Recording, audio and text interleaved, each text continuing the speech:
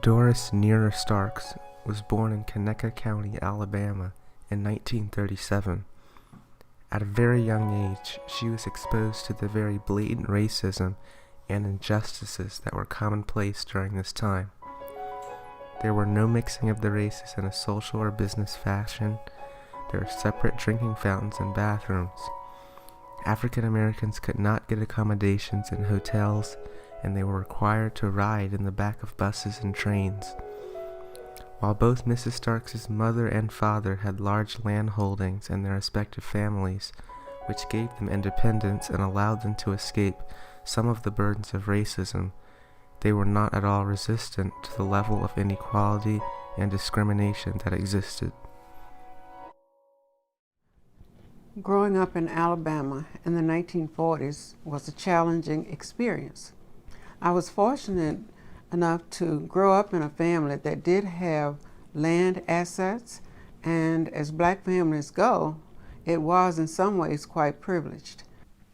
At around 1946, when my father had returned from World War II, we were making adjustments, and we moved to an adjoining community, that of Andalusia, Alabama. My father was making plans for all of us, he and my mom, and he needed a good job, but he couldn't find one.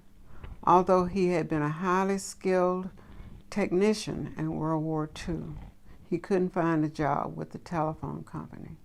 When he came back to Andalusia, Alabama, because of discrimination in hiring practices, all he was permitted to do was stand at the bottom of the telephone line and hand tools to a Caucasian person who then went up the poles to make the repairs. And there was a great difference in salary for those two positions. In 1948, Mrs. Starks and her family moved from Conecuh County to Tuskegee, Alabama, in order for her father to find a decent job and to be able to send her to college at Tuskegee Institute. Later on, while Mrs. Starks was still in college, she participated in voting clinics in an effort to get more blacks on the voting rolls in Macon County.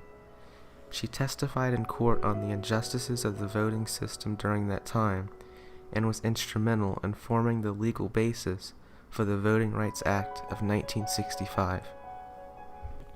In my senior year, I became involved with attendance at a voting rights clinic that was sponsored by the Tuskegee Civic Association.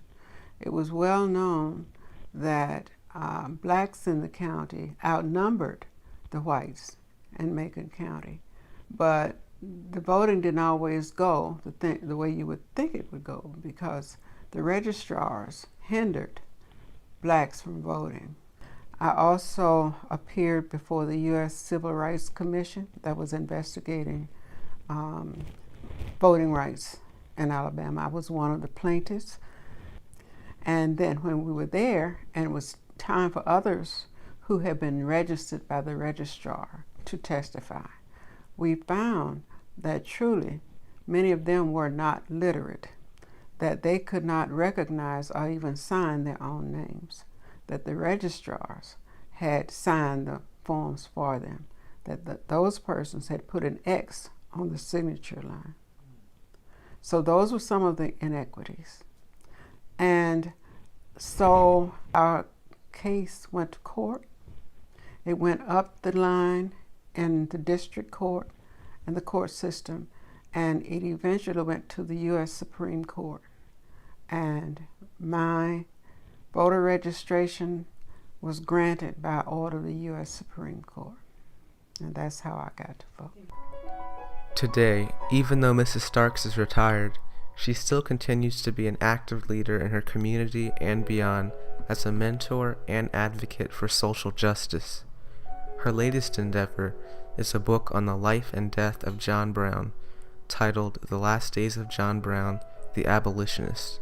This past week, I participated with the Volunteers of America, Chesapeake, and the Carolinas in a Zoom meeting that focused on healing conversations.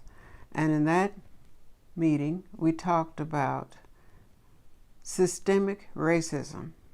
I've also talked with students at Tuskegee University, and I've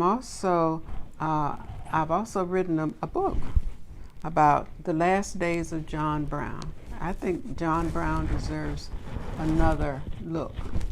And you can buy this book on Amazon or Books A Million or Barnes and Noble, and see what you think in light of today's movements that all lives matter, Black lives matter. In other words, Black lives don't matter any more than any other lives, but they want to be counted as well. They want to be counted more than 3/5 of a person. And if that is done, there will be no gerrymandering, no stealing of votes, no hiding of mailboxes so that some votes don't get to be counted. In other words, we are more than 3/5 of a person.